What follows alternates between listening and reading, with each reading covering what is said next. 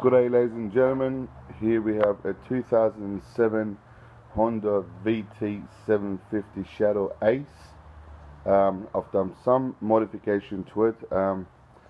Just do a quick walk around. First thing first, I have taken the front mudguard off. You can see it over there.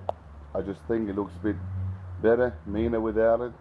I've got a air filter put in, aftermarket, and obviously the aftermarket exhaust. Now what I've done at the back, I have removed the rear seat. I mean, you can always put it back on, and I also removed the little side indicators that go all the way to the end, and instead I've just replaced this little one. I think it looks a bit better. It looks a bit skinny at the back. It was a bit too big, to be honest, for me. So here's the view from the back. There we go. And if you move to the side, pretty much standard.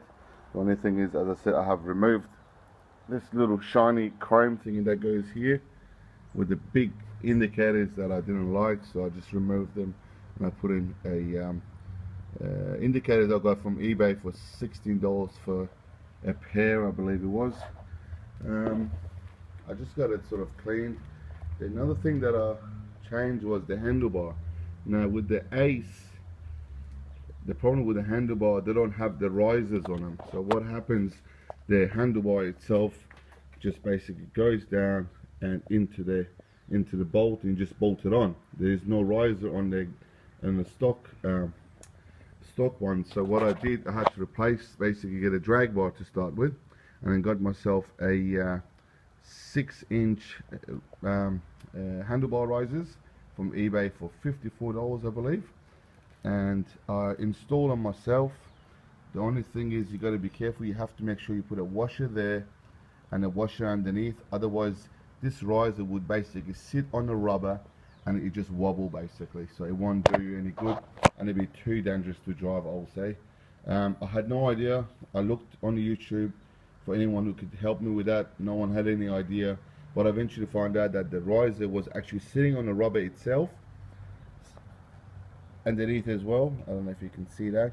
So what I did, I placed a big washer there, big washer on the top, and tied as much as what we're supposed to, and yeah, Bob's your uncle.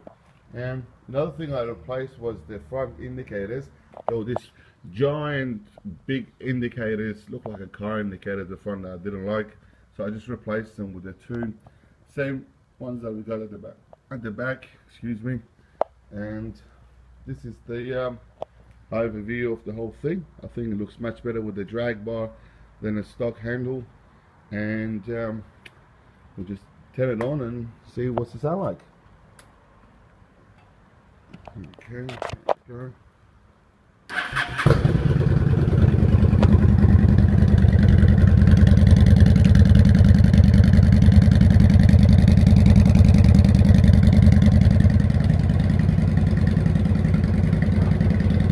If you have any question or remarks,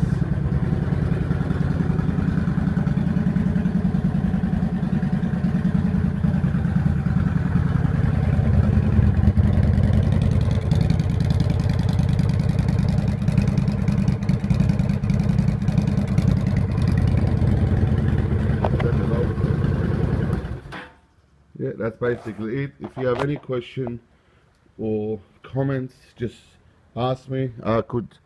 I had this bike for over a year now. I've pretty much gone through a lot of things with it.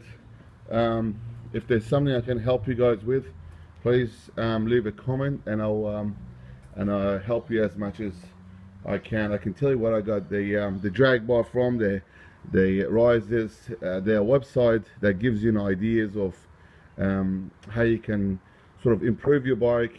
Shadows specifically we're talking about. I think it's called Blue Collar. It's an American website. You can turn your shadow into a bobber with no problems at all. The only problem with that would have been I had to remove the back seat, and Mrs. wouldn't be happy with that. She wants to ride on the back seat as well, and the only other way would have been to sit on the actual mudguard at the back which would have been really uncomfortable because you're basically sitting on a tire, not on a suspension. But they've got a great website of you know, giving you ideas of what you could do. They're very expensive, unfortunately, so the best idea is to get your ideas from them, but get your own stuff from either eBay, or there are a lot of websites that I get my stuff from, and sort of save yourself some money. Do it yourself, obviously. The drag bar, look, it looked at the beginning, I thought, oh, it might be hard, but then I just looked at a video online of how to remove the handles, mirrors, and the brakes and all that. Look, the whole thing probably took me about half an hour, so it doesn't take long at all. Do it yourself, save yourself some money, but just make sure you do it right so you'll be safe on the road.